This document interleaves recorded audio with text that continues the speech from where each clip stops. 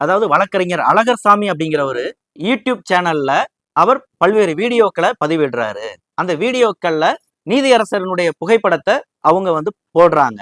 அதுல 16% இன்ட்ரெஸ்ட் நாங்க வாங்கி தருவோம் அப்படின்னு சொல்லி ஒரு வாக்குறுதி கொடுக்கறாங்க. பாதிக்கப்பட்ட முதலீட்டாளர்களை தவறாக வழி நடத்துறாரு அப்படிங்கிற மாதிரியான ஒரு குற்றச்சாட்டை அவங்க முன் வச்சாங்க. அது தொடர்பான சில புகைப்பட ஆதாரங்களையும் நீதியரசர் கவனத்துக்கு கொண்டு போனாங்க. அவங்க இந்த வாதத்தை வைத்த பொழுதே நேரலையில இருந்த வழக்கறிஞர் அழகர்சாமி அவர் தரப்புல அவருடைய மறுப்பையும் பதிவு செய்தாரு. குறிப்பா என்னுடைய பல்வேறு சங்கங்கள் சார்பா நான் இந்த வழக்கில் ஆஜராகிறேன். என்னுடைய தரப்புல ஒரு 1000 கிளைண்ட்ஸ் இருக்கிறாங்க. அவங்க ஒவ்வொருத்தவங்களுக்கு நான் தனிப்பட்ட முறையில இந்த வழக்கு விவகாரங்களை நான் சொல்றதுக்கு வாய்ப்பு இல்லை.